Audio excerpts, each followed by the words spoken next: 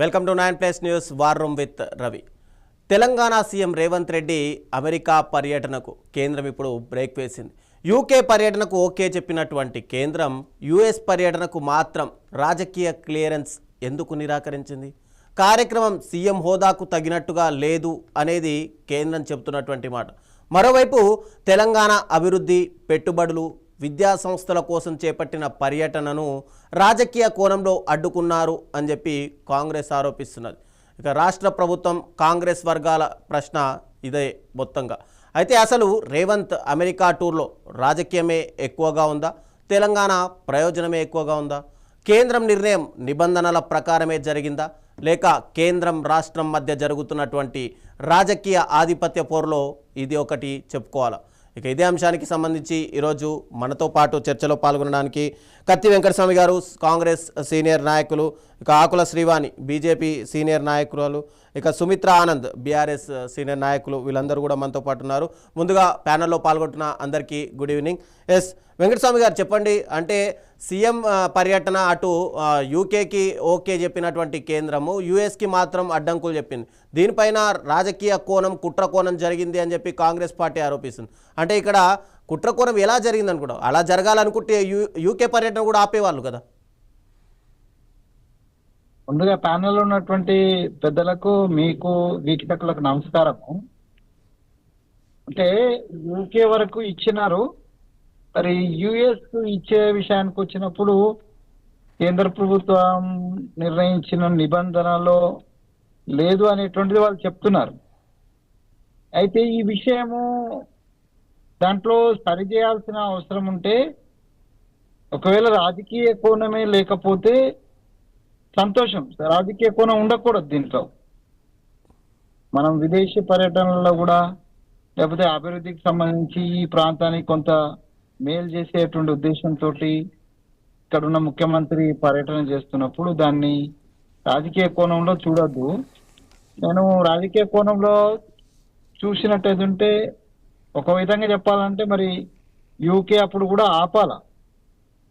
అంటే యూకే వరకు పర్మిషన్ ఇచ్చినటువంటి కేంద్ర ప్రభుత్వం యుఎస్ విషయంలో అంత త్వరగా, అంటే ముందే ఇవన్నీ పరిశీలన చేయాల్సి ఉంటాయి కదా. యూకేదైనా యుఎస్ అయినా అన్ని ఒకసారి పోయినాయి కదా. పర్యటనకు సంబంధించినటువంటి వివరాలు ముందు కేంద్రానికి సంబంధించినటువంటి శాఖలకు ముందే పర్యటనకు సంబంధించిన అన్ని వివరాలు ఉన్నాయి కాబట్టి అన్నిటినీ ఒకే తర్వాత తేల్చేటువంటి అవకాశం ఉంది. మరి కేవలము యూకేది మాత్రమే తేల్చి యుఎస్ దాన్ని పెండింగ్ లో పెట్టి లాస్ట్ మినిట్ లో ఆపడం తోటి కొంత అనుమానాలు వస్తున్నాయి తప్పితే నేను కూడా పెద్దగా దీంట్లో రాజకీయ కోణం ఉందని నేను అనుకోవటం లేను. అడ్మినిస్ట్రేటివ్ తర్వాత ప్రోటోకాల్ అంశాలు ఉన్నట్టుగా కేంద్రం నుంచి వచ్చిన ప్రకటన నేను చూశాను. So if that is the case, దాన్ని సరి చేసుకునే అవకాశం కూడా ఉంది. మొత్తం రద్దు కంటే ఎక్కువ ఏ లిమిటేషన్స్ లో ముఖ్యమంత్రిగా వారు ఏ ఏ అంశాలను స్పృశించవచ్చు, ఎవరెవరిని కలవచ్చు, ఈ నిబంధనలు ఏమన్నా ఉన్నట్టు ఏది ఉంటే వాటిని కేంద్ర ప్రభుత్వము ముఖ్యమంత్రికి సూచించి దాన్ని సరిచేసే అవకాశం ఉంది. టోటల్ రద్దు చేసి పర్యటన అడ్డుకోవడం వల్ల అనవసరమైనటువంటి అపోహలు కలిగేటువంటి అవకాశం ఉంది.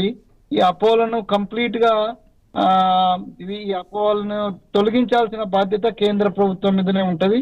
అది కేంద్ర ప్రభుత్వం సరైనటువంటి వివరణ ఇచ్చినట్టయితే ఉంటే ఇటు పార్టీ పరంగా కానీ లేకపోతే ప్రజల పరంగా కానీ ఇబ్బంది కాకుండా ఉంటది. లేకపోతే ఈ అభివృద్ధికి సంబంధించిన అంశాలు లేదా పర్యటనకు సంబంధించిన అంశాలను కూడా రాజకీయం చేయడం అనేటువంటిది అయితే మాత్రం తప్పనిసరిగా అది ఆక్షేపణీయమే.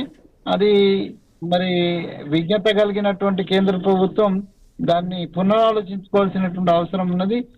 లేదంటే దాంట్లో నిజంగానే వాళ్ళ వైపు నుంచి ఏవైతే ఆబ్జెక్షన్స్ ఉన్నాయో అవి కరెక్ట్ అయినప్పుడు ప్రజలకు కూడా అది వివరణ ఇవ్వాల్సిన అవసరం ఉంది. ఈ వైపు నుంచి అంటే మా వైపు నుంచి కూడా ఒకవేళ దానికి సంబంధించినటువంటి లైనింగ్ క్రాస్ అవుతున్నట్టు ఉంటే దాన్ని సరి చేసుకోవాల్సినటువంటి, ఎందుకంటే it is the question of the nations integrity. ఇప్పుడు మనం వేరు కాదు కదా, భారతదేశంలో భాగస్వామ్యం, భారత సార్వభౌమాధికారాన్ని కాపాడడంలో రాష్ట్రాలన్నీ కూడా వాళ్ళ బాధ్యత ఉంటుంది. కాబట్టి కేంద్ర ప్రభుత్వము దగ్గర ఉన్నటువంటి నియమ నిబంధనల అనుగుణంగానే మనం రాష్ట్రాలకు సంబంధించినటువంటి వాళ్ళని కూడా ప్రవర్తించాల్సినటువంటి సంపూర్ణ బాధ్యత ఉంటది. ఫెడరల్ సిస్టమ్ ను మనం కాపాడాల్సిన బాధ్యత ఉంటది. సో కాబట్టి ఇటువైపు నుంచి కూడా సరి చేసుకుంటే ఈ అపోహలు లేకుండా ఉంటాయని నేను భావిస్తున్నా. ఆ అపోహలు తొలగిపోవాలని, ప్రజలలో కన్ఫ్యూజన్ లేకుండా ఉంటుందని నేను భావిస్తున్నాను. ఎస్ శ్రీవాణి గారు చెప్పండి. అంటే ఒకవైపు ఏమో యూకే పర్యటనకేమో అనుమతి ఇచ్చారు, ఇటు యుఎస్ పర్యటనకు వెళ్తుంటేనేమో అనుమతి నిరాకరించారు. అలాంటి అనుమతి నిరాకరించాల్సి ఉంటే ముందే సీఎం పర్యటన స్టార్ట్ కాకముందే చెప్పాలి కదా. ఆల్రెడీ యూకేకి వెళ్ళిన తర్వాత పర్యటనని ఇమ్మీడియట్గా రద్దు చేసుకోమని చెప్పడం ఎలా చూడాలి? అంటే సీఎంకి మాత్రమే పర్యటన అద్దయింది, ఆయనతో వెళ్ళిన అధికారులు మాత్రం మళ్ళీ అమెరికాకు వెళ్ళడానికి ఎలాంటి అబ్జెక్షన్ కూడా చెప్పలేదు కదా. అంటే కావాలని సీఎంని అడ్డుకుంటున్నారా రాష్ట్రానికి నిధులు రాకుండా? లేదండి, ఒకవేళ రాష్ట్రానికి నిధులు రాకుండా అడ్డుకోవాలి అని అంటే డెలిగేషన్ ని కూడా పంపించకపోతుంది. డెలిగేట్స్ వెళ్ళి మీ పనులు మీరు చేసుకోండి, కేవలం సీఎం గారు మాత్రము అక్కడికి వెళ్ళడానికి క్లియరెన్స్ ఇవ్వలేదు. సో దానికి ఎంఈఏ అఫీషియల్ స్పోక్స్ పర్సన్ కూడా ఆల్రెడీ చెప్పడం జరిగింది. ఏదైతే సీఎం ఆఫీస్ ఇచ్చారో ఐటనరీ, దాన్ని స్టేట్ కి మళ్ళా ప్రాపర్ గా ఇవ్వలేదు, రెండు అప్రోప్రియేట్ గా లేవు కాబట్టి దాని పర్మిషన్ క్లియరెన్స్ ఇవ్వలేకపోతున్నాము అని చెప్పి వాళ్ళు ఆల్రెడీ స్టేట్ చేయడం జరిగింది. ఇదేదో కొత్తగా కాదండి. మన దేశం నుంచి ఎవరైనా ముఖ్యమంత్రులు కానీ, మినిస్టర్స్ కానీ, ఎంపీలు కానీ, ఒక హోదా ఉన్న వాళ్ళు, ఒక బాధ్యత ఉన్న వాళ్ళు వేరే దేశానికి ఏదైనా కారణంతో వెళ్తున్నారా, either it might be personal, official గా, లేకపోతే ఫారెన్ గా, ఏదైనా సరే యాక్టివిటీస్ పరంగా ఎక్కడికి వెళ్తున్నారు, ఎందుకు వెళ్తున్నారు, దేని కోసం వెళ్తున్నారు అన్న వివరాలు అన్ని కూడా ఎంఈఏకి ఇచ్చిన తర్వాత, ఎంఈఏ దాన్ని క్లియరెన్స్ చేసిన తర్వాతనే దాన్ని వాళ్ళు ఒప్పుకుంటారు. అది ఎన్నో సంవత్సరాల నుంచి 1990s నుంచి కూడా అదే కొనసాగుతుంది. మన కాన్స్టిట్యూషన్ లో ఉన్న ఆర్టికల్ ని బట్టి 246 ఆర్టికల్ ని బట్టి, 7th షెడ్యూల్ ని బట్టి యూనియన్ అఫైర్స్ తీసుకుంటున్న నిర్ణయాలు ఆ బాధ్యతలోనే ఒక పనిగా వాళ్ళు ముందుకు సాగుతున్నారు. దాన్ని రాజకీయ కోణంగా తీసుకురావడం అన్నది దురదృష్టం. నిజంగా అన్నగారు చాలా డిప్లొమాటిక్ గా, చాలా డీసెంట్ గా చెప్పారు. ఏది ఉన్నా సరే ఇరు వర్గాలు, బోత్ కేంద్ర ప్రభుత్వము, రాష్ట్ర ప్రభుత్వం, ఒకవేళ తప్పులు ఎవరి సైడ్ నుంచి అయ్యాయి అన్నది సరిదిద్దుకొని ఎందుకు ఇలా జరిగింది అన్న వివరాలు ముందుకు తీసుకొని వస్తే బాగుంటుంది. ఇది రాజకీయ పరంగా కాకుండా మన దేశ పరంగా ముందుకు తీసుకెళ్తే బాగుంటుంది. మాకు అంటే ఇది క్లియర్ గా బయటికి చెప్పలేదు, ఆ ఇన్ఫర్మేషన్స్ ఇవ్వలేదు, కానీ యూకే ఏదైతే ఐటనరీ ఉందో దాన్ని క్లియరెన్స్ ఇచ్చారు. యుఎస్ ఐటనరీలో మాత్రం హార్వర్డ్ యూనివర్సిటీకి వెళ్తున్నాము, ఎంఈటీకి వెళ్తున్నాము, ఇంకొన్ని ఆర్గనైజేషన్స్ ని కలుస్తున్నాము. దాంతో పాటుగా ఓవర్సీస్ లో ఉన్న కాంగ్రెస్ పార్టీ మీట్ కూడా ఉంది అని కూడా అందులో వాళ్ళు వెళ్ళడం, క్లియర్ గా రాయడం జరిగింది. హోప్ఫుల్లీ అంటే ఒక పబ్లిక్ ఫండ్ తో పాటు ప్రజాధనం తోటి మీరు తెలంగాణ రాష్ట్రానికి ఉపయోగపడడానికి మీరు వెళ్తున్న ఫారెన్ ట్రిప్ లో కాంగ్రెస్ పార్టీ మీట్ ఎందుకు ఉంది అన్న ఒక డౌట్ ప్రకారంగా వాళ్ళు ఆపారా, దేనికి ఆపారు అన్నది, ఆ క్లియరెన్స్ అన్నది వాళ్ళు చెప్పాలి. But what ever it might be, మన తెలంగాణ రాష్ట్రానికి దీని నుంచి ఎలాంటి నష్టం జరగదు. నిజంగా కూడా తెలంగాణ రాష్ట్రానికి నిధులు తీసుకురావాలి అన్న ఒక ఆలోచన తోటి వెళ్ళి ఉంటే ఆల్రెడీ డెలిగేషన్ ని ముందుకు వెళ్ళమని చెప్పింది, డెలిగేషన్ ని వాళ్ళ పని వాళ్ళని చేసుకోమని చెప్పింది. వాట్ ఎవర్ ద థింగ్స్ ఏది ఉన్నాయి ఎడ్యుకేషన్ పరంగా ఏదైనా సరే వాళ్ళు ముందుకు తీసుకెళ్తారు. ఎందుకు అన్నది, ఎవరు తప్పులు చేశారు అందులో, అలాంటి తప్పులు ఒక ముఖ్యమంత్రి గారు వెళ్తున్నప్పుడు ఆ స్టేట్ హుడ్ తో పాటు సీఎం ది కూడా ప్రాపర్ క్లియరెన్స్ అప్రోప్రియేట్ గా ఎందుకు లేదు అని ఎంఈఏ చెప్పింది అన్నది రాష్ట్ర ప్రభుత్వం కూడా ఒక్కసారి దాన్ని కరెక్ట్ చేసుకుంటే బాగుంటుందని నేను అనుకుంటున్నాను. దీన్ని రాజకీయ పరంగా కాకుండా మన రాష్ట్రాన్ని నుంచి ఒక తెలంగాణ ముఖ్యమంత్రి దేశం బయటికి వెళ్తున్నారు అని అంటే వాళ్ళ బాధ్యత కూడా అన్ని విధాలుగా, సెక్యూరిటీ విషయంలో అన్ని విధాలుగా కూడా వీళ్ళ బాధ్యత, ఫారెన్ అఫైర్స్ బాధ్యత, కాబట్టి దాన్ని వాళ్ళు ప్రాపర్ గా నిర్వహిస్తున్నారని నేను అనుకుంటున్నాను. ఎస్ సుమిత్రా ఆనంద్ గారు చెప్పండి. ముందుగా చూస్తే ఈరోజు అంటే బీఆర్ఎస్ నాయకులు ఆర్ఎస్ ప్రవీణ్ కుమార్ గారు కూడా స్పందించారు దీనిపైన. ముఖ్యంగా చూసుకుంటే ఆయన ఒక ట్వీట్ కూడా చేశారు. అయితే సీఎం రేవంత్ రెడ్డిని ఆపేసి మిగతా వారికి మాత్రం పర్మిషన్ ఇచ్చారు, అంటే దేశ ప్రయోజనాలకు భంగం కలిగించేలా ఏవైనా సీఎం చేయబోతున్నారు అని ఇంటెలిజెన్స్ ముందుగానే పసిగట్టిందా, అందుకే ఆయనని ఆపారా అంటూ నిజంగానే దేశ వ్యతిరేక చర్యలు ఏమైనా చేయడానికి రేవంత్ వెళ్తున్నట్టుగా బీఆర్ఎస్ ఆరోపిస్తుందా? నమస్తే అండి రవిచంద్ర గారు. మీకు చర్చలో పాల్గొంటున్నటువంటి సోదరులు కత్తి వెంకటస్వామి గారికి, ఆకుల శ్రీవాణి గారికి, 9+ టీవీ ప్రేక్షకులకు నమస్తే, జై తెలంగాణ. నిజంగా అనుమానించాల్సినటువంటి విషయమే. రద్దయిందా, రద్దు చేసుకున్నారా, రోగి తలిచిందే వైద్యుడు సూచించిండు అన్నట్టుగా మరి రేవంత్ రెడ్డి గారు కోరిందే కేంద్రం చేసిందా? అనుమానమేనండి. లేకపోతే ఎంత తేలికగా ఒక పదంతో ఇన్ప్రాపరిటీ అనేటువంటి ఒక్క పదంతో ఎట్లా ఆపుతారు?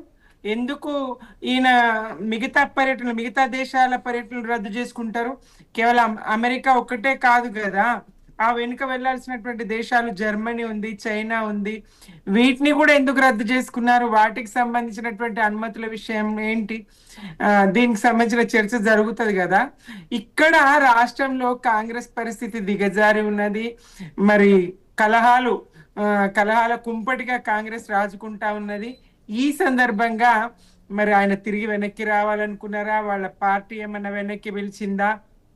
లేకపోతే మోదీ గారు సహకరించి రేవంత్ రెడ్డి గారి విజ్ఞప్తిని చేసి తనకు తానుగా రిటర్న్ వచ్చిన వెనక్కి వచ్చిన అంటే బద్నాం అవుతాననేటువంటి ఉద్దేశంతో ఆయన ఏమన్నా మరి ఇట్లా చెప్పించుకున్నారా ఆయన కేంద్రం నుంచి? ఇది ప్రజలకైతే కొంత అనుమానాస్పదమే. లేకపోతే ఏంటంటే ఎందుకు అమెరికాకు నిరాకరిస్తారు? ఏం తప్పు చేసిండ్రు గతంలో వీళ్ళు వెళ్ళినప్పుడు అనే ప్రశ్న వస్తుంది కదా. గతంలో వీళ్ళు అమెరికాకు వెళ్ళినప్పుడు చేయకూడని పనులు ఏమన్నా చేసిండ్రా? ఎందుకు వీళ్ళను తప్పుడు పనుల కింద జమగట్టి ఎందుకు వీళ్ళకి నిరాకరించిన అనుమతి? ఎందుకు స్పష్టత ఇస్తలేదు కేంద్రం ఈ విషయంలో? రాష్ట్రం నుంచి ఎందుకు స్పష్టత లేదు? ఒకవేళ మొదటిసారి వీళ్ళు ఏదైనా సరైన విధంగా వాళ్ళ పత్రాల సమర్పణ ఇతరాత్ర ఏమైనా చేయలేరు అనుకోండి, మళ్ళీ పెట్టుకోవచ్చు కదా, అక్కడ ఉండి మళ్ళీ కోరొచ్చు కదా, దాన్ని సరిగ్గా సరి చేసుకొని అనుమతి అడగొచ్చు కదా. ఎందుకు చేయలేరు? మిగతా జర్మనీ అండ్ చైనా కూడా ఆయన వెళ్ళాలి అటు నుంచి అటు, ఎందుకు వెళ్ళలేరు? ఇదంతా తెలిసిన విషయమే కదా. ఎందుకు ఈ దాపరికాలు? ఇక్కడ పరిస్థితులు బాగాలేవు, ఆయన తిరిగి వచ్చిన అనాలి. రాష్ట్రం పరువు ఎందుకు తీయాలి? తెలంగాణ పరువు ఎందుకు తీయాలి? ఒక ముఖ్యమంత్రిగా అధికారుల బృందాన్ని పంపిస్తారెట్లా? ఈయన నిరాకరిస్తారెట్లా? దీని వెనుక ఖచ్చితంగా ఉంటది కదా. దీనికోసం తనకు తానుగా ఇక్కడ పరిస్థితులు చక్కబెట్టడానిక, మరి అది వాళ్ళ పార్టీ అధిష్టానం పిలిచిన మేరక వస్తున్నానని చెప్తే దాపరికం లేకుండా చెప్పేస్తే అయిపోతుంది. కానీ దానికి కేంద్రం నిరాకరించిందని, మరి కేంద్రం ఎందుకు నిరాకరించిందో స్పష్టతనివ్వకుండా ఈ రెండు కలిసి బడే బాయ్ చోటే బాయ్ ఇద్దరు కలిసి ఏమి డ్రామాలు ఆడినా ప్రజలకు అర్థం కాదా? విద్యావంతులకు అర్థం కాదా? ఒకవేళ నిజంగా విద్య కోసం ఈయన వెళ్ళి ఉంటే, అనుమతుల కోసం వెళ్ళి ఉంటే నిరాకరిస్తే అది ఆహ్వానించదగ్గ పరిణామం కాదు. దాన్ని వ్యతిరేకించాల్సిందే. ముఖ్యమంత్రి గారిని అవమానించినందుకు, పోనివ్వనందుకు కొంత ఇబ్బందికర పరిణామమే. కానీ ఈ విషయంలో అయితే అనుమానాలు అయితే ఉన్నది. రద్దయిందా, రద్దు చేసుకున్నారా కావాలని? రాష్ట్రంలో కాంగ్రెస్ వ్యవహారాలు చూస్తా ఉన్నాం కదా, తగాదాలు, అందరు ఎవరికి వాళ్ళు ఆగమాగం అడివడి ఈ రాష్ట్రం అంతా పాలన చేయండి అంటే వీళ్ళు జాతర చేస్తా ఉన్నారు కొట్లాటల కోసం. పాలన మీద దృష్టి పెట్టే పరిస్థితులు ఇక్కడ లేవు. మరి అందుకనే తిరిగి వస్తున్నారా ఏంటనేది మాత్రం ప్రజల చర్చ అయితే జరుగుతా ఉంది. వెంకటస్వామి గారు చెప్పండి. అంటే అధికారిక పార్టీ సమావేశాలు అటు అంటే విద్యా సంస్థలకు సంబంధించి ఎంఐటి కానీ లేదంటే హార్వర్డ్ యూనివర్సిటీకి వెళ్ళినా ఎక్కడికి వెళ్ళినా అబ్జెక్షన్ ఏమి ఉండదు. కానీ ప్రైవేట్ కార్యక్రమాలకు వెళ్ళడం కానీ లేదంటే పార్టీకి సంబంధించినటువంటి కార్యక్రమాలకు వెళ్ళడం పైనే ఇక్కడ పూర్తిగా ప్రోటోకాల్ ఉల్లంఘించినట్టుగా కేంద్రం చెబుతోంది. అంటే పెట్టేటప్పుడు ఒకటి, తర్వాత ప్రైవేట్ కార్యక్రమాలకు హాజరవుతున్నట్టుగా తెలిసినందుకే పూర్తిగా ఈ వెళ్ళడాన్ని పర్యటన రద్దు చేయించారా?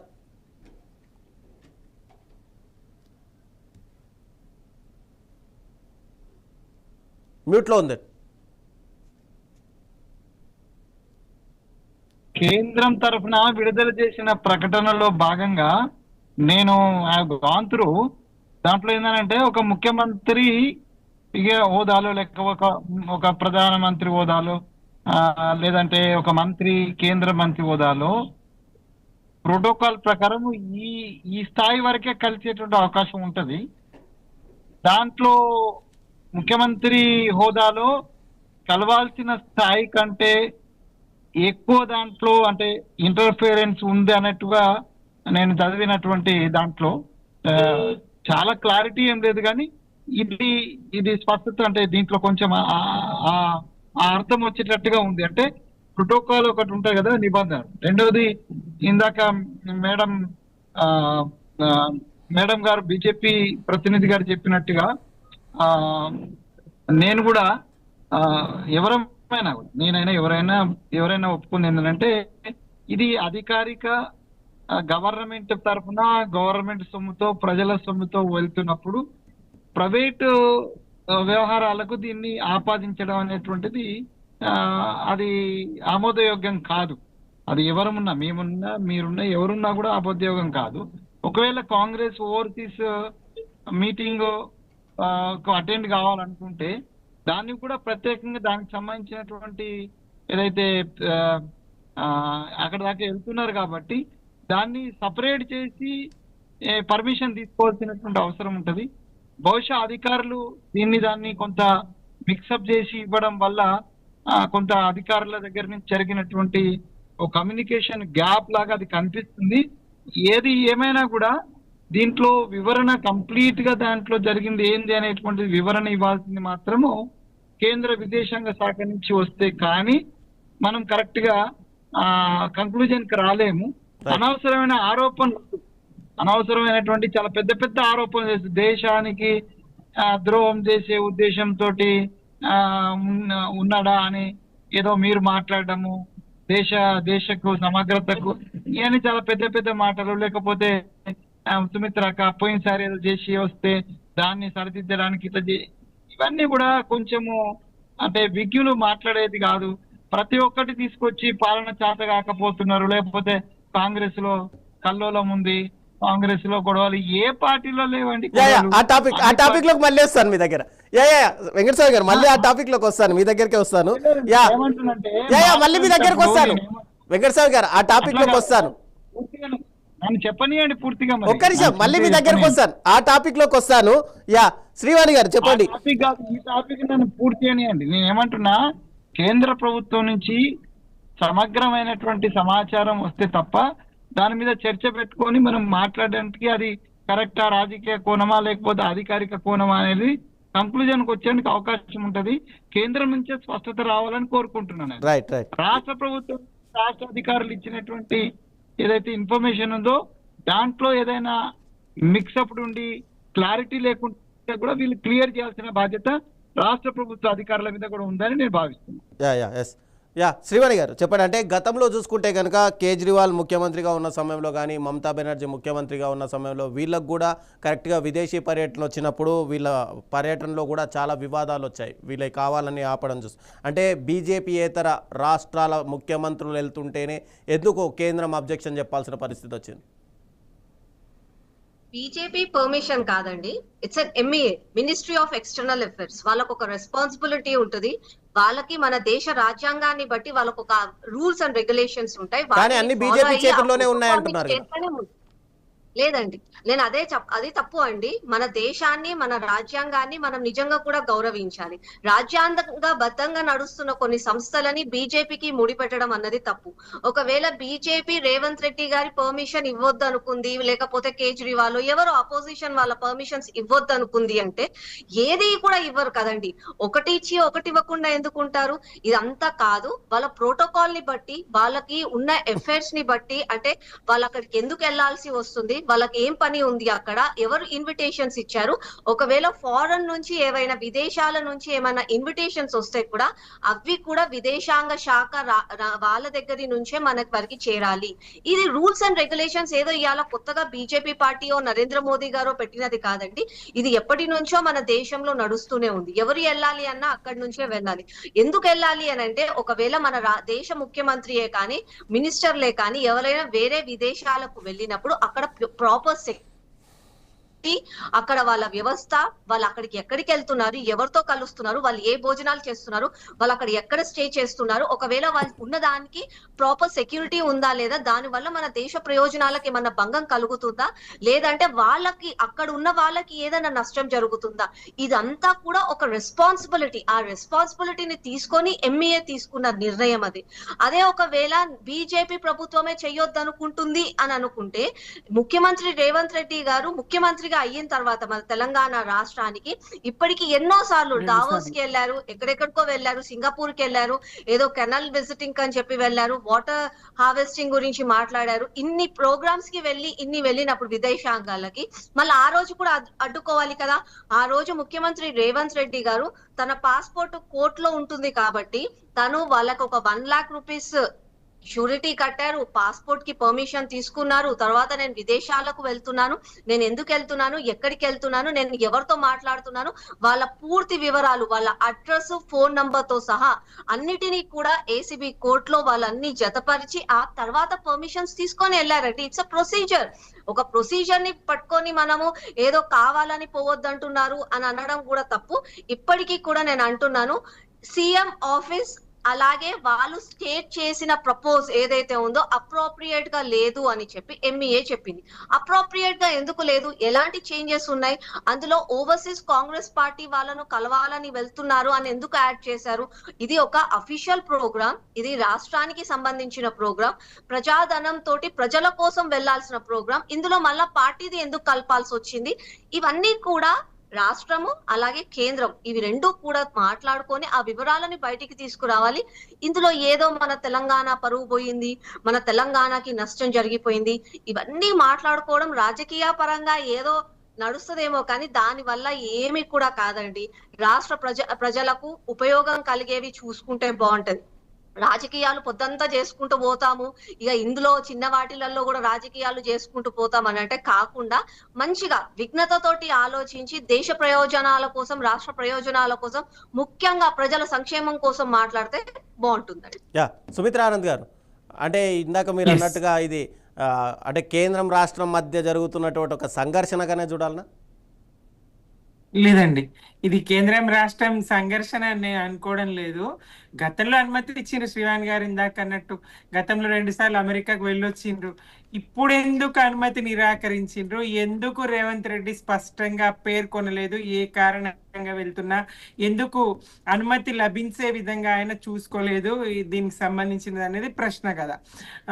లేదా తనే కావాలనుకుని తిరిగి రావడానికి ప్రయత్నిస్తూ ఇట్లా చేసిండ్రా అనేది కూడా ప్రశ్న వస్తుంది కదండి. ఇప్పుడు ఉన్నటువంటి పరిస్థితులు, పరిణామాల దృష్ట్యా, రాష్ట్ర పరిస్థితులు, పార్టీ పరిస్థితులు, ప్రభుత్వము, వీటన్నిటి కారణంగా మరి ఆయన ఏమన్నా రద్దు చేసుకునే ప్రయత్నంలో భాగంగా చేయించుకున్నారా తెలియదు. ఇలాంటి చర్చ కూడా జరుగుతా ఉన్నది. కావాలనే ఆయన వెనక్కి వస్తున్నారా అనేది. ఇంకా మిగతా 2 దేశాలు కూడా తను వెళ్లాల్సి ఉండే, వాటికి సంబంధించిన అనుమతులు కానీ వాటికి సంబంధించిన చర్చ కానీ ఎక్కడ జరగడం లేదు. అమెరికాకు నో అంతవరకే చర్చ జరుగుతా ఉంది. రేపు ఆయన 23 నాడు తిరిగి రాబోతున్నారు. ఈ క్రమంలోనే మరి రాజకీయ ఒత్తిళ్ళు ఏం లేవు అని చెప్పి కేంద్రం చెప్తుంది. నిజంగా లేవు కూడా, ఒత్తిళ్ళు ఉన్నట్టు ఏం కనపడదు. ఈ పర్యటన ఉద్దేశం ఎందుకు దాచిపెట్టిండ్రు రేవంత్ రెడ్డి గారు, ఎవరెవరిని కలుస్తున్నారు, స్పష్టత లేకనే ఈ అనుమతి నిరాకరణ జరిగిందా, విదేశాంగ విధానానికి విరుద్ధంగా వ్యవహరించడమే కారణమా, అసలు ఏంటి ఈ పూర్తి స్పష్టత ఇటు రేవంత్ రెడ్డి పక్షాన మరి రాష్ట్ర ప్రభుత్వం ఇస్తుందా, రేవంత్ రెడ్డి గారు ఇస్తారా, ఇవ్వాల్సినటువంటి అవసరం ఉన్నది. అట్లాగే కేంద్రం కూడా కేవలం నిరాకరించడం అనేటువంటి కారణం ఒక్కటి కాకుండా ఎందుకు ఏ కారణాలతో నిరాకరించాల్సి వచ్చిందో స్పష్టం చేయాలి. మిగతా 2 దేశాల పర్యటనలు కూడా ఎందుకు రద్దు చేసుకున్నారో స్పష్టం చేయాల్సినటువంటి అవసరం ఉన్నది. ఈ చర్చకు అట్లయితే ఫుల్ స్టాప్ పడుతుంది. ఈ చర్చ ఇంతకన్నా మించి ఏముండదండి దీనికి సంబంధించి. అయితే ఈ గతంలో వెళ్ళి ఏం చేసిండ్రు, అధికార దుర్వినియోగము, రాష్ట్ర నిధులు, ప్రజాధనము, ఆ ప్రజాధనంతో ₹1 బట్టి పాఠాలు నేర్చుకుని వచ్చి ఏం పాఠాలు నేర్చుకున్నారు, ఏం మంచి జరిగింది, ఆయన ఒక్క విధానాన్ని మార్చుకున్నారా, గతం కన్నా ఇంకా తీసికట్టుగానే ఆయన వ్యవహారం ఉండే, పాలనా వ్యవహారంలో కానీ, భాషలో కానీ, పరిపాలనలో కానీ ఎక్కడ చూసినా ఇంకా నానాటికి తీసుకట్టుగా ఆ వ్యవహారం ఉంటా ఉన్నది కదా. ఆయన రాజకీయ పాఠాలు నేర్చుకున్నా అవి ప్రయోజనకరంగా లేవు. ఇంకా ఆయన స్నేహ బృందం వెంట పోయినరు, ప్రైవేట్ విమానంలో పోయినరు, అవన్నీ ఫోటోలు బయటకి చేసినటువంటి చర్చ కూడా ఉన్నది. వీళ్ళు ఏమేం చేసిరు గతంలో, మళ్ళీ ఏం చేయాలనుకున్నారు, ఎందుకు ఇట్లాంటి పరిస్థితి తలెత్తింది, నిజంగా వీళ్ళు విద్యా విధానాన్ని అధ్యయనం చేయడానికే పోతున్నారా, నిజంగా ఏమైనా రాష్ట్రానికి ప్రయోజనం కలిగేదా అనేది ప్రశ్న ఉంటది కదా.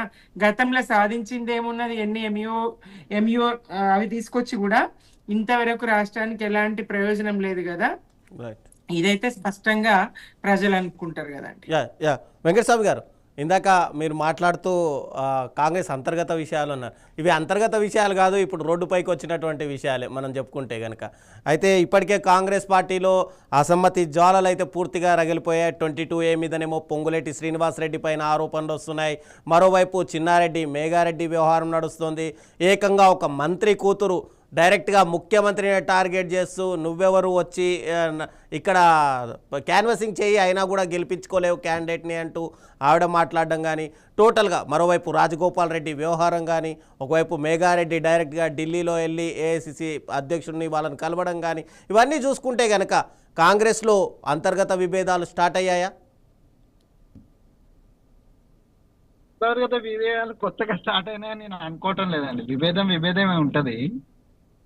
అన్ని ఇప్పుడు అధికారం ఉన్న చోట ఆధిపత్యం కోసం ప్రయత్నం జరుగుతుంది, అవకాశాల కోసము పోటీ జరుగుతుంది.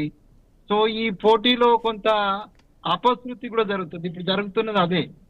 ఈ అధికారంలో ఉన్న వాళ్ళందరూ కూడా వాళ్ళ వ్యక్తిగతమైనటువంటి అంశాలను మాత్రమే ప్రియారిటీ ఇచ్చి, పార్టీ పరంగా ఏదైతే ప్రజలకు జవాబుదారీతనం ఏదైతే ఉందో దాన్ని మనం ఇవ్వలేకపోవడం వల్ల పార్టీ నెక్స్ట్ మనం ఫస్ట్ అనేటువంటి దాంట్లో వ్యవహార శైలి కారణంగా ఇవన్నీ వస్తున్నాయి.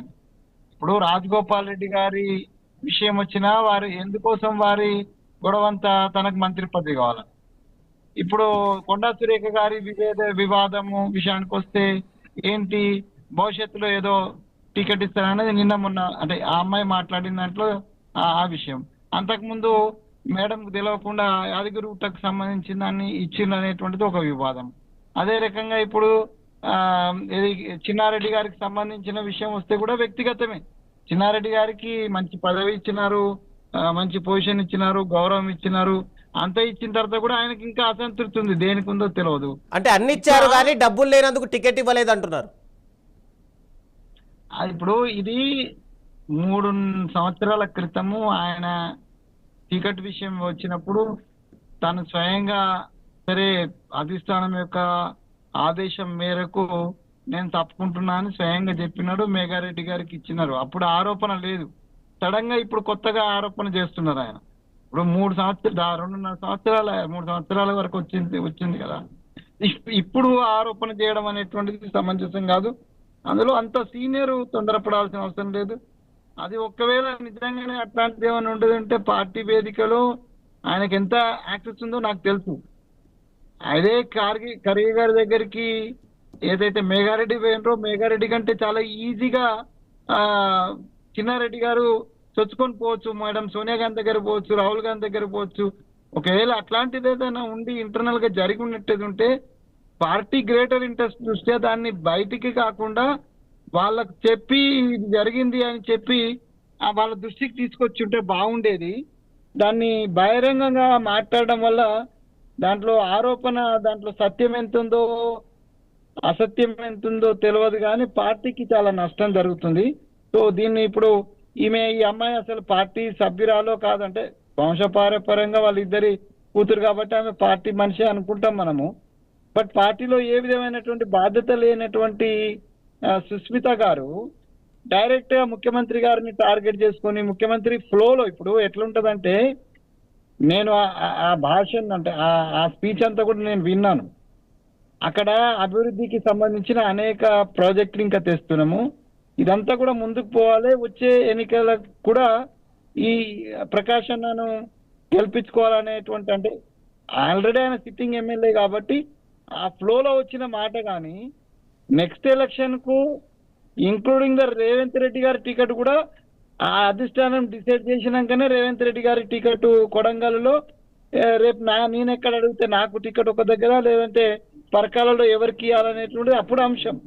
దానికి ఆ అమ్మాయి అంత తొందరపడి అంత భాషలో అంత అంటే అంటే ఏమంటారు, తన స్థాయిని మర్చిపోయి పార్టీ యొక్క నియమావళిని మర్చిపోయి మాట్లాడడం అనేటువంటిది ఆ తల్లిదండ్రులకు ఇబ్బంది అవుతుంది, ఇటు పార్టీకి కూడా ఇబ్బంది అవుతుంది. ఏమైనా కూడా ఇదంతా కూడా డెఫినెట్ గా ప్రజలు చూస్తున్నారు. నవ్వెట్టని ముద్ర బొక్కబొర్ల పడ్డట్టే ఉన్నది మా పరిస్థితి. దీన్ని సరిదిద్దుకోవాల్సినటువంటి బాధ్యత మా మీద ఉంది. మా పిసిసి అధ్యక్షుల వారు కావచ్చు, లేదా ముఖ్యమంత్రి గారు కావచ్చు, దీని మీద ఇట్లాంటి ఈ రకమైనటువంటి ఏమంటారు బాధ్యత రాహిత్యాన్ని, క్రమశిక్షణ రాహిత్యము, లేకపోతే ఒక రకమైనటువంటి అభద్రతలో, అంటే ఉన్న వాళ్ళందరూ కూడా అభద్రతలో ఉన్నారా, రాని వాళ్ళు అభద్రతలో ఉన్నారు, వచ్చిన వాళ్ళు కూడా ఎందుకు అభద్రతలో ఉన్నారు, పదవులు అనుభవిస్తే వాళ్ళు కూడా ఎందుకు అభద్రతలో ఉన్నారు, ఎందుకు వ్యక్తిగతంగా పోతున్నారు, ఇవన్నీ కూడా ముఖ్యమంత్రి గారు ఒక సమీక్ష చేసి, అదేవిధంగా పిసిసి అధ్యక్షులు దీంట్లో ఇంకొక విషయం ఏంటంటే ఏఐసిసి కొంత ఇంట్రెస్ట్ తీసుకొని దీన్ని మొత్తాన్ని సరి చేయాల్సినటువంటి సమయం ఇది. లేకపోతే ప్రతిపక్షాల విమర్శకు మనము గురి కావాల్సి వస్తుంది. డెఫినెట్ గా ప్రతిపక్షం మన తప్పెక్కడ దొరుకుతుందా అని చూస్తుంది. సో చూసి దెబ్బ కొట్టే ప్రయత్నం చేస్తుంది. కాబట్టి ఈ సమయంలో కొంచెం సొంత పార్టీని కాపాడుకుంటూ ప్రజలకు జవాబుదారీతనం ఎక్కువ ఉంటుంది, ఇవ్వాల్సిన బాధ్యత మన మీద ఉంది. కాబట్టి ఆ దిశగా పార్టీ శ్రేణులు, పార్టీ పెద్దలు ఆలోచించాలని మాత్రం నేను కోరుకుంటున్నాను. శ్రీవాణి గారు, కాంగ్రెస్ పార్టీలో అంతర్గత స్వేచ్ఛ ఎక్కువైంది అనుకోవాలా, లేకపోతే ముఖ్యమంత్రి మీద ఇక్కడ అసంతృప్తి పెరిగింది అనుకోవాలా? ప్రతి పార్టీలో, కుటుంబంలో అన్నిట్లో కూడా అంతర్గత విభేదాలు ఉంటాయి, అభిప్రాయ భేదాలు ఉంటాయి, గొడవలు అనేవి అన్నీ ఉంటాయి. పోతే ఎవరైతే ఒక బాధ్యత ఉండి వాళ్ళు ఒక మంచి పొజిషన్ లో ఉన్నప్పుడు వాళ్ళకి వాళ్ళ పైన వచ్చిన ఆరోపణలన్నీ కూడా వాళ్ళు వాటిని క్లియర్ చేయాల్సిన అవసరం, బాధ్యత వాళ్ళ పైన కూడా ఉంటది. ముఖ్యమంత్రి రేవంత్ రెడ్డి గారు ముఖ్యమంత్రి అయినప్పటి నుంచి కూడా విత్ ఇన్ ఒక 1 month నుంచి కూడా వాళ్ళ బ్రదర్ ఏవో స్కామ్స్ చేస్తున్నారు, కబ్జాలు చేస్తున్నారు అని చెప్పి, సరే ప్రతిపక్ష పార్టీ వాళ్ళు మాట్లాడుతున్నారు, వేరే వాళ్ళు మాట్లాడుతున్నారు, ఇవన్నీ పక్కన పెడితే సొంత పార్టీ వాళ్ళు కూడా పదే ఆరోపణలు చేస్తున్నప్పుడు ముఖ్యమంత్రి గారు తను ఒక బాధ్యతగా తను వచ్చి అవన్నీ కూడా క్లియర్ చేస్తే బాగుంటుంది. ఎందుకంటే పొద్దున లేసి ఇది ఒక ఇష్యూ అయిపోయింది.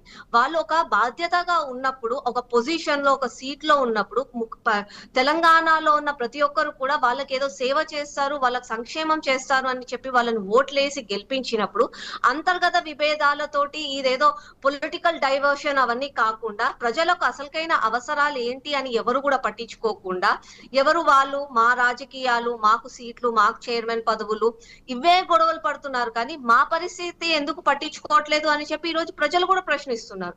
కాబట్టి ముఖ్యమంత్రి గారే స్వయాన వచ్చి వాళ్ళ బ్రదర్ పైన ఏవైతే స్కామ్స్ అవి ఇవి అని చెప్పి ప్రతి ఒక్కరు మాట్లాడుతున్నారో వాటిపైన వివరణ ఇవ్వచ్చు, ఇవన్నీ క్లియర్ చేయొచ్చు. అదండి పార్టీ విషయాలు అన్లెస్ అండ్ అంటిల్ అవి 4 గోడల మధ్యలో జరిగితే అది ప్రైవేట్ పార్టీ అనుకోవచ్చు. కానీ ఇవన్నీ పబ్లిక్ గా ఓపెన్ గా అవుతున్నాయి కాబట్టి దాంతో పాటుగా వాళ్ళ ఒక బాధ్యత వాళ్ళ పైన ఉంది. కాబట్టి రాష్ట్రంలో ఉన్న ప్రజలందరికీ కూడా వాళ్ళ ఒక క్లారిటీ ఇస్తే బాగుంటుందని నేను అనుకుంటున్నాను. ఇంకొకటి, రాజగోపాల్ గారి విషయంలో కూడా నాకు చాలా స్ట్రేంజ్ గా, నేను చాలా సార్లు క్వశ్చన్ చేద్దాం అనుకున్నాను. రాజగోపాల్ గారు కూడా ఒక కాంగ్రెస్ పార్టీలో ఒక పర్సన్, కానీ తను గెలిచిన నియోజకవర్గంలో తనంతలో తాను కొత్త రూల్స్ పెట్టుకుంటారు. ఇప్పుడు ఎక్సైజ్ డిపార్ట్మెంట్ రాష్ట్ర వ్యాప్తంగా ఒక రూల్స్, ఒక టైమింగ్స్ అవన్నీ ఉంటే తన ఏరియాలో మాత్రం తను ప్రజలకు మాట ఇచ్చాను కాబట్టి తను ఒక టైమింగ్స్ లో వైన్ షాప్స్ ఓపెన్ చేయిస్తారు. మళ్ళా ముఖ్యమంత్రిగా ఉన్నప్పుడు రేవంత్ రెడ్డి గారు అతన్ని కంట్రోల్ చేయలేకపోతున్నారా, లేకపోతే రాజగోపాల్ రెడ్డి గారు చెప్పిన టైమింగ్స్ అవన్నీ ప్రాపర్ ఫీజిబిలిటీ ఉంది, పబ్లిక్ కి మంచిగా అవుతుంది అంటే రాష్ట్రం మొత్తంలో కూడా అవి అమలు చేయొచ్చు కదా, మళ్ళీ అవెందుకు అమలు చేయలేకపోతున్నారు? అంటే రాజగోపాల్ రెడ్డికి చెప్పే ధైర్యం తనకు లేదా, లేకపోతే ఎందుకు అని వదిలేస్తున్నారా? ఇవన్నీ చాలా రోజుల నుంచి ప్రజలలో, ప్రతిపక్షంలో ఉన్న ప్రశ్నలే.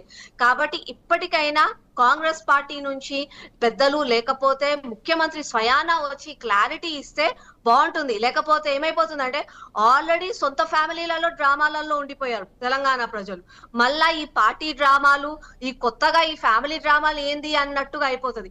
మనకున్న బాధలు మనకు సరిపోవా అని అంటే పొద్దున్న లేసి ఇవి చూడాల్సి వస్తుంది అన్నది కూడా ఉంటది. కాబట్టి క్లారిటీ ఇస్తే అయిపోతుంది, ఎవరికైనా మంచిదే అది. అంటే శ్రీవాణి గారు, ఒకవేళ రాజగోపాల్ రెడ్డి గారు మీ పార్టీ నుంచి గెలిచి ఇదే రూల్స్ పెట్టుంటే మీరు ఇలాగే మాట్లాడే వాళ్ళ? లేదండి, నాకు తెలిసినంత వరకు రూల్స్ అండ్ రెగ్యులేషన్స్ ఏవైనా ప్రజల సంక్షేమం కోసం ఉండాలి. కానీ నేను ఒక నాయకుడిని, నేను మాట ఇచ్చాను నా ప్రజల కోసము అని అంటే ప్రతి ఒక్క నాయకుడు ప్రతి ఒక్క ఏరియాలో ప్రతి ఒక్క మాటలు ఇచ్చారు. మళ్ళీ అవన్నీ ఎందుకు జరగట్లేదు? ఈ ఒక్క విషయంలో ఎందుకు జరుగుతుంది? మాకు ఒక ప్రతిపక్షంగా మాకేమనిపిస్తుంది అంటే రాజగోపాల్ రెడ్డి గారికి రేవంత్ రెడ్డి గారు ఇచ్చిన ప్రామిసెస్ పూర్తి చేయలేదు కాబట్టి తను ఒక ధైర్యంగా తను ఒక నిర్ణయం తీసుకుని ఉంటే అంటే తను ఫేస్ చేయలేకపోతున్నారు, వదిలేశారు రాజగోపాల్ రెడ్డి గారు. అది నిజంగా కూడా అక్కడున్న మహిళలకు, అక్కడున్న కుటుంబాలకు, ప్రజలకు సంక్షేమం మంచిది అన్నప్పుడు రాష్ట్ర వ్యాప్తంగా ఎందుకు దాన్ని అమలు చేయట్లేదు? మళ్ళా ఈదర్ వేస్ మనం ఆలోచించాలి కదండి. ఎస్, యా సుమిత్ర గారు, టోటల్గా చూసుకుంటే కనుక బీఆర్ఎస్ పార్టీ అటు 22A పైన కూడా పొంగులేటి శ్రీనివాసరెడ్డి పైన ఆరోపణలు చేస్తుంది. మరోవైపు ఆల్రెడీ కాంగ్రెస్ పార్టీలో అంతర్గత వ్యవహారాలు ఇప్పుడు బయటకు వచ్చాయి. వాళ్ళనే ఒకరొకరు రోడ్డుపైకి వస్తున్నటువంటి సందర్భాలు. అంటే ఇదంతా బీఆర్ఎస్కు లాభం చేకూరే అంశంగా చూస్తున్నారా? లేదండి, పార్టీలకు లాభం కాదు, ప్రజలకు మేలు జరగాలి. ప్రస్తుత పరిస్థితి ఎట్లా ఉంది? పాలన పాతరేసి పంచాయతీల జాతర లాగా పరిస్థితి ఉన్నది. ప్రజలకు మేలు జరగాలి. ఇప్పటికిప్పుడు పార్టీలకు వచ్చే మేలు నష్టమా లాభమా అనేది కాదండి, అంతిమంగా ప్రజలకు మేలు జరగాలనేదే బీఆర్ఎస్ గా మా విధానం. ప్రజలు అన్ని రకాలుగా కాంగ్రెస్ పాలనలో ఇబ్బంది పడుతూ ఉన్నారు. అటు 22Aకి సంబంధించి మేము ఫైట్ చేస్తూనే ఉన్నాము. మరి గతంలోనే ఇందాక కోమటిరెడ్డి రాజగోపాల్ రెడ్డి గారి విషయం చెప్తా ఉన్నారు. తను వెంకటరెడ్డి గారు నేను 4 నెలల క్రితమే చెప్పాను రేవంత్ రెడ్డి గారికి, సీఎం గారికి ఈ విషయం అని చెప్పిండ్రు. యాదాద్రిలో 40,000 ఎకరాల భూమి ఈ 22Aలో చేర్చిండ్రు అని చెప్పిన అంటే 4 నెలల నుంచి కూడా రేవంత్ రెడ్డి గారు విషయం తెలిసినా మరి నిమ్మకు నీరెత్తినట్టుగా మౌనంగా ఎందుకున్నారు? అంటే వీళ్ళు కావాలనే ఇది చేసిండ్రా? అధికారులు తప్పిదమని చెప్తూ మరి అధికారులను బాధ్యుల్ని చేస్తా ఉన్నారు. కానీ ఇది కాంగ్రెస్ ఖచ్చితంగా చెప్తానే ఉన్నారు కదండి అన్ని విషయాల్లో కూడా. నిన్నొక మహిళ రిటైర్డ్ ఎంప్లాయీ 30-40 సంవత్సరాలు సేవలు చేసినటువంటి వాళ్ళు, నేను నా పెండింగ్ బకాయిల కోసం వెళ్తే ఆర్థిక మంత్రి గారి భార్య 10% అడిగింది నన్ను అని చెప్పి చెప్తూనే ఉన్నారు. గతంలో కాంట్రాక్టర్లు కూడా ధర్నా చేసిండ్రు సెక్రటేరియట్కి వచ్చి ఈ పర్సెంటేజ్లు అడుగుతున్నారని. అట్లానే ఇప్పుడు 22A బాధితులకు కూడా వాళ్ళకు కూడా 40 నుంచి 10% వరకు ఆయా స్థాయిల్లో వీళ్ళు వసూలు చేస్తున్నారు అనేటువంటిది అందరికి తెలిసినటువంటి బహిరంగ రహస్యం లాగా ఉన్నది. అట్లాగే కళ్యాణ లక్ష్మి ఇవ్వలేక వాళ్ళు కోర్టుకు కౌంటర్ దాఖలు చేయలేకపోయిండ్రు. దాని విషయంలో కూడా బీఆర్ఎస్ పోరాడుతూనే ఉన్నది. వీళ్ళ అంతర్గత సమస్యలు ఏమన్నా ఉండని. వీళ్ళు ఇంకొకటి అండి, మహిళలు అయితే బీసీలు అయితే చిన్న చూపులాగా ఉంటదేమో వీళ్ళకి. మరి గతంలో చాలా మంది నిరసన గళాలు బయట పెట్టిండ్రు, వాళ్ళు వ్యక్తం చేసిండ్రు, నిరసన తెలియజేసిండ్రు. మా దగ్గర ఎల్లారెడ్డి శాసనసభ్యులు మదన్ మోహన్ రావు గారు 1,00,000 రూపాయలు కూడా ఇక్కడి నుంచి రావడం లేదని ప్రపంచ బ్యాంకుకు అర్జీ పెట్టుకున్నారు, తనకు 100 కోట్లు అప్పు ఇవ్వమని చెప్పేసి. తర్వాత ఎన్ఎం శ్రీనివాసరెడ్డి గారు నియోజకవర్గానికి నిధులు వస్తలేవని చెప్పిండ్రు. చాలా మంది, చిన్నారెడ్డి గారు కానీ ఇంకా కానీ చాలా మంది నిరసన వ్యక్తం చేస్తూనే ఉన్నారు. అట్లాగే ఇంకొక మాట, సరే పసికూనన పార్టీలో సభ్యత్వం ఉన్నదా లేదా అనే తర్వాత కానీ అచ్చ కాంగ్రెస్ పచ్చ కాంగ్రెస్ అనేది కొంత మేరకు నిజమేనేమనిపిస్తుంది. తన వర్గాన్ని కాపాడుకునే ప్రయత్నం, తనతో వచ్చిన వాళ్ళని కాపాడుకునే ప్రయత్నం, లేదా తనకు వ్యతిరేకంగా ఉన్న వాళ్ళను తగ్గించే ప్రయత్నం ఏమన్నా జరుగుతా ఉందా అనేది తను చాలా మంది పేర్లు బయట చెప్పింది.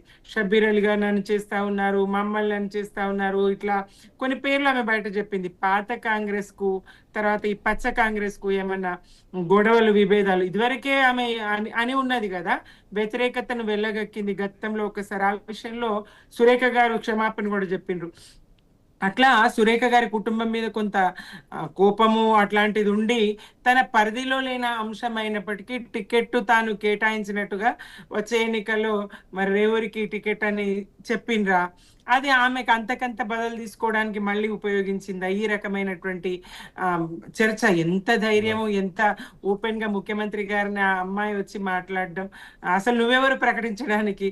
నువ్వేమన్నా అంటే నేను మొత్తం నీ దుకాణం అంతా బయట పెడతాను, నీ అవినీతిని అంతా బయట పెడతా అని చెప్పడం నిజంగా ఆశ్చర్యం కలిగిస్తుంది. ఏ స్థాయి అవినీతి ఉన్నది కాంగ్రెస్ లా, ఏ స్థాయి పాలనా వైఫల్యం ఉన్నది, ఏ స్థాయి తమ్ముళ్ళకి దోచి పెడతా ఉన్నాడు అనేది ఆ అమ్మాయి మాటల్లో, సుస్మిత గారి మాటల్లో తెలుస్తా ఉన్నది కదా.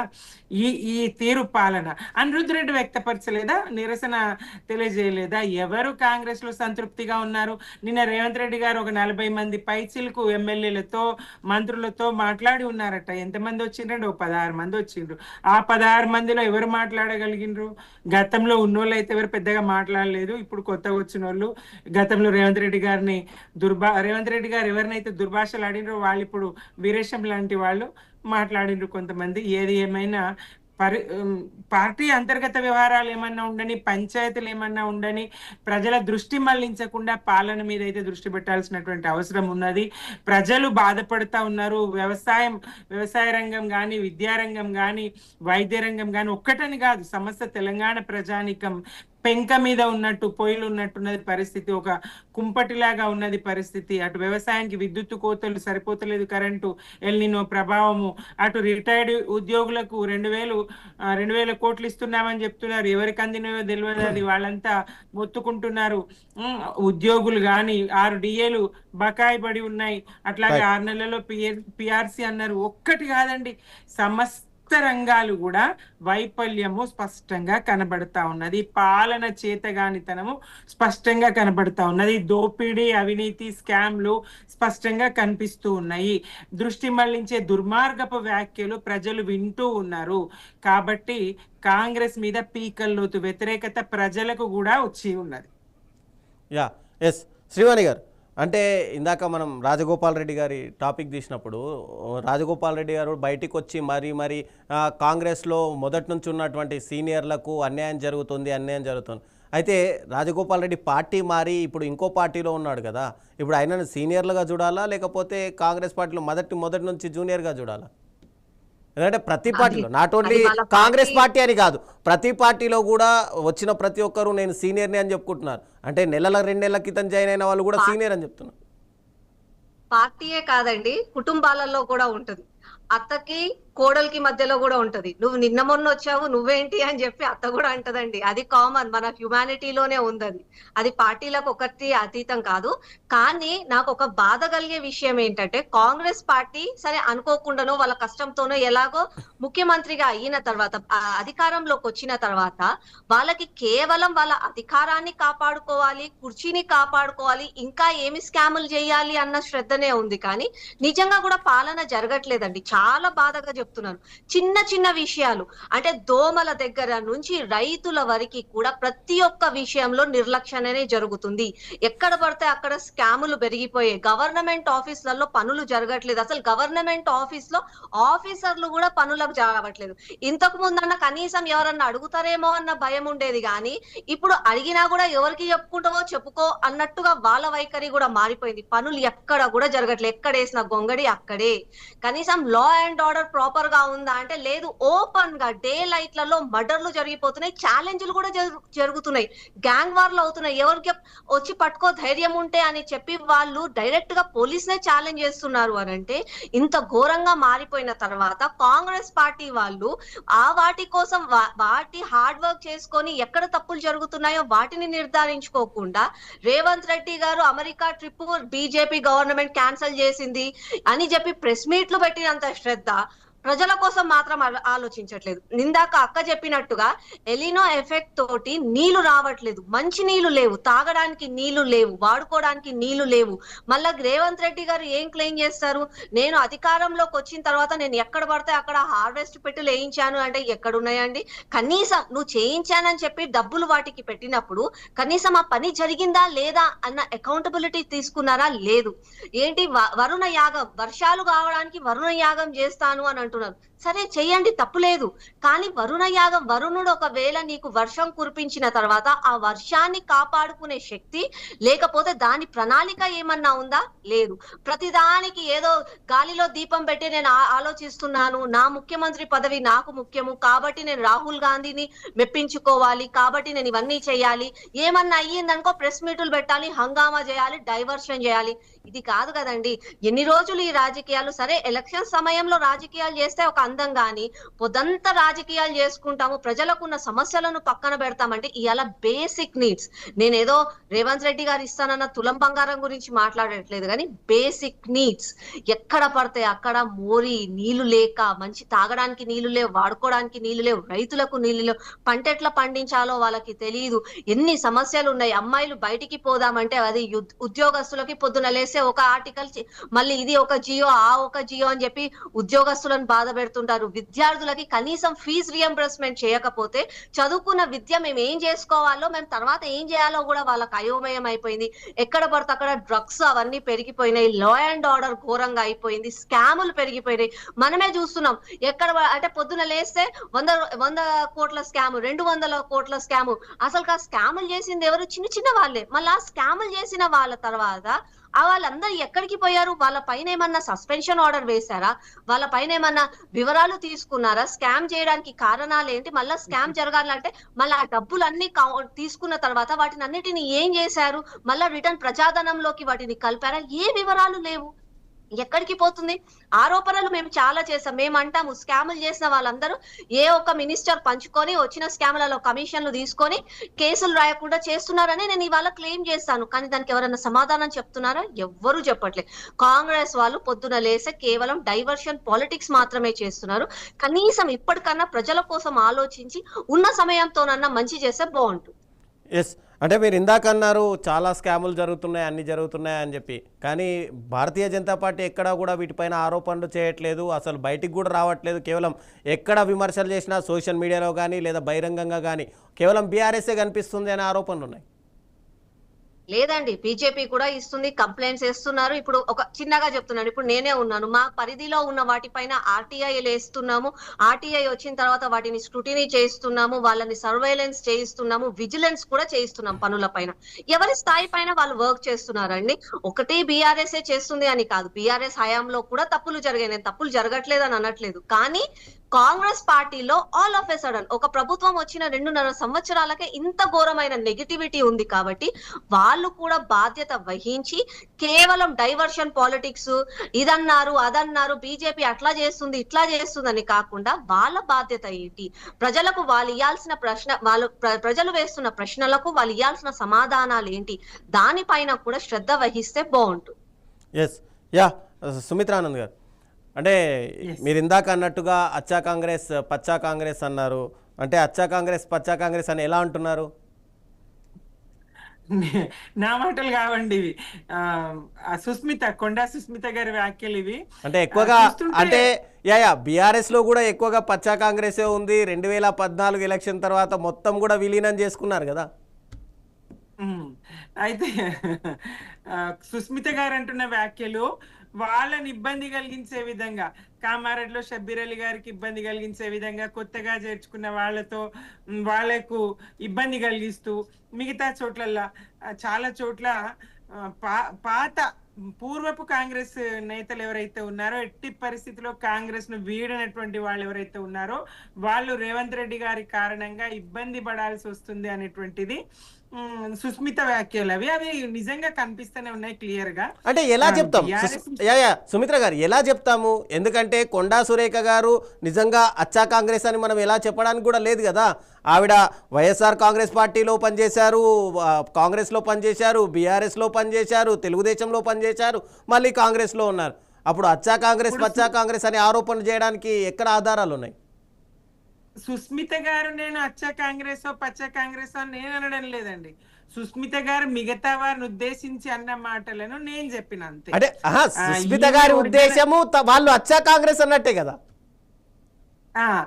తనను ఉద్దేశించి తానన్నారా ఎట్లా అన్నారా అని, కానీ మిగతా చోట్ల కొన్ని చోట్ల నేను కామారెడ్డి వ్యవహారం చూసినా, మిగతా చోట్ల చూసినా అట్లా కనిపిస్తా ఉన్నది. చాలా మంది పార్టీలు అవలీలగా మారిపోతా ఉన్నారు. ఎక్కడ అధికారం ఉంటే అక్కడ బెల్లం ఉన్న చోటికే ఈగలు అన్నట్టు ఇవాళ రాజకీయ పార్టీలు నేతలు, రాజకీయ పార్టీల్లోకి నేతలు, అధికార పార్టీలోకి నేతలు మారుతున్న తీరైతే స్పష్టంగా కనబడుతుంది. నేను తలుపులు తెరిస్తేనంటే బీఆర్ఎస్ ఖాళీ అవుతుందని చెప్పి రేవంత్ రెడ్డి గారు చెప్పలేరా? ఎన్నికలకు ముందేం చెప్పిండ్రు ఆయన? వాళ్ళకి ఇంత మెజారిటీ వస్తుంది, అధికారంలోకి వస్తుందని కలలో కూడా ఊహించినటువంటి రేవంత్ రెడ్డి గారు ఎన్నికలకు ముందేం చెప్పిండ్రు? ఎవరు పార్టీ మారినా రాళ్లతో కొట్టి చంపాలని చెప్పిండ్రు. మళ్ళా బీఆర్ఎస్ ఎక్కడ కాంగ్రెస్ వాళ్ళని చేర్చుకుంటుందనే భయంతో రాళ్లతో కొట్టాలని చెప్పిండ్రు. ఆ తర్వాత ఎన్నికలు అయిన తర్వాత ఏం చెప్పిండ్రు? కేసీఆర్ గారి ఇంటి మీద కాకి మా గాంధీ భవన్ మీద వాళ్ళతో కాల్చి చంపుతా అని చెప్పిండ్రు. ఎట్లా 10 మందిని చేర్చుకున్నారు? మరి మాటలు ఎట్లా చెప్పిండ్రు, ఎట్లా చేర్చుకున్నారు? చేర్చుకున్న తర్వాత పరిణామాలు ఏంటి? వాళ్ళు ఏమన్నా సంతృప్తిగా ఉన్నారా? వాళ్ళకి ఏం చెప్పిండ్రు?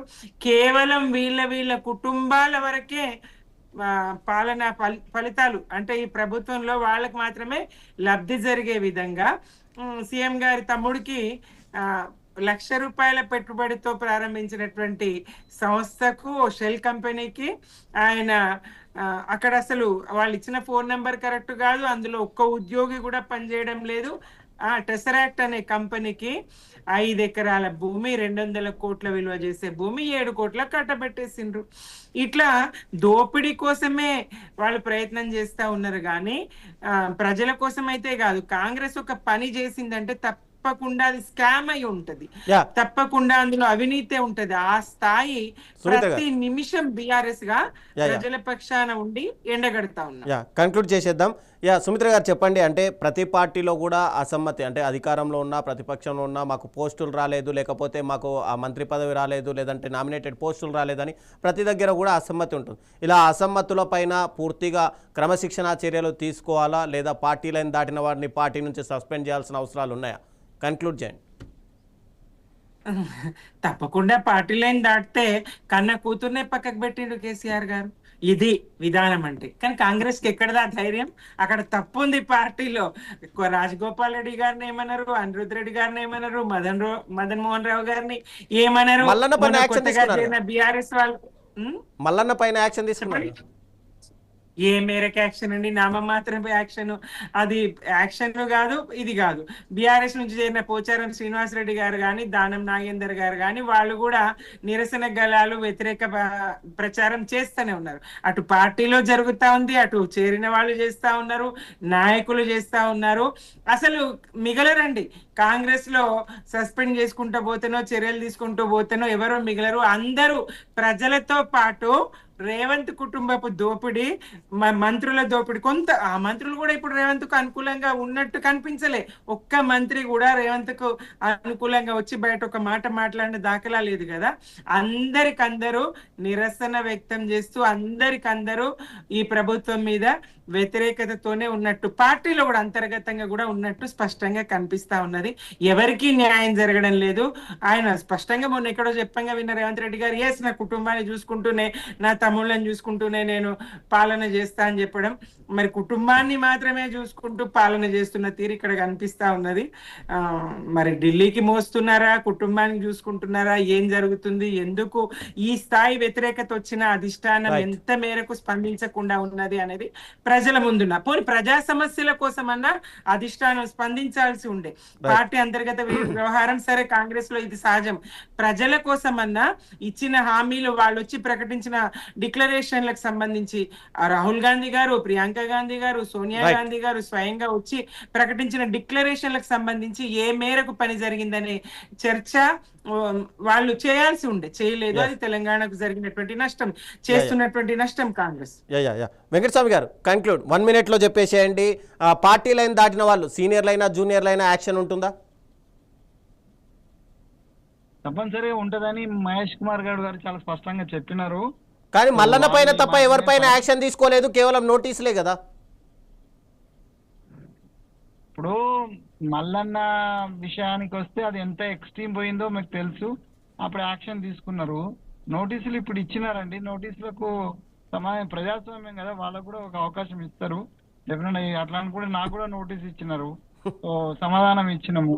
దాని మీద వాళ్ళు సాటిస్ఫై అవడము లేకపోతే కాకపోవడం అనేది ఉంటది కదా. సీరియస్ అంటే పిసిసి అధ్యక్షులు చాలా స్పష్టంగా చెప్పినారు, నియమాలని ఎవరైనా పాటించాల్సిందే, పెద్దోళ్ళైనా చిన్నోళ్ళైనా. ఇప్పుడు జరుగుతున్న పరిణామాలు కొద్దిగా బాగా అతిక్రమించినట్టుగా ఉంటున్నది. ప్రతిపక్షాలకు కూడా ఒక మంచి ఆయుధంగా మారిన పరిస్థితి ఉంది.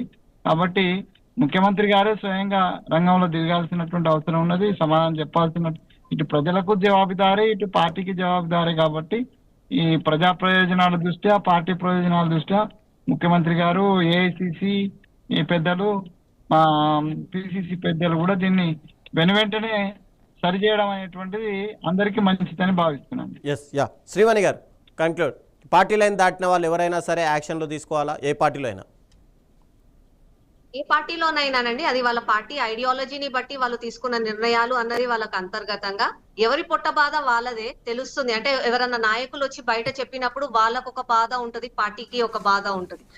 పార్టీ ఎందుకు చేశారు అంటారు, వాళ్ళకు ఒక కారణం ఉంటది. కానీ అయినా సరే what ever it might be, వాళ్ళ ఐడియాలజీకి ప్రకారంగా వాళ్ళు వెళ్ళి, పార్టీ అన్నది ఒక బాధ్యత కాబట్టి ఆ బాధ్యతకు తగ్గట్టుగా వాళ్ళు ఆన్సర్ ఇచ్చుకోవాల్సిన సమయం వస్తే మాత్రం డెఫినెట్ గా కూడా నిర్ణయాలు తీసుకోవాల్సి. Yes right. డిబేట్లో పాల్గొన్నందుకు అందరికీ ధన్యవాదాలు. Thank you very much. యా ముఖ్యమంత్రి విదేశీ పర్యటనకు కేంద్రం రాజకీయ క్లియరెన్స్ ఇవ్వడం ఒక విధానపరమైనటువంటి అంశం. కానీ యూకేకి అనుమతి ఇచ్చిన తర్వాత యుఎస్ పర్యటనకు మాత్రమే అనుమతి నిరాకరించడం నిజంగానే సహజంగానే అనేక ప్రశ్నలు తలెత్తుతుంటాయి. ఇక కేంద్రం చెబుతున్న కార్యక్రమం దీనికి తగింది కాదు అన్నది అయితే ఎంత స్పష్టంగా ఉంది. రాష్ట్ర ప్రభుత్వం చెప్తున్న తెలంగాణ ప్రయోజనాల కోసమే ఈ పర్యటన అన్న వాదన ఎంతవరకు బలంగా ఉంది. ఇక రాజకీయాలకు అతీతంగా రాష్ట్ర ప్రయోజనాలు, పెట్టుబడులు, విద్యా అవకాశాలే ప్రాధాన్యంగా ఉండాలి. ఈ వివాదంలో చివరకు ప్రజలకు కావాల్సింది కేంద్రం రాష్ట్రం మధ్య ఉన్నటువంటి ఆరోపణలు, ప్రత్యారోపణలు కాదు. తెలంగాణకు ఏది ప్రయోజనం, ఏది నష్టం అన్నదానిపైన ఖచ్చితమైనటువంటి ఒక స్పష్టత.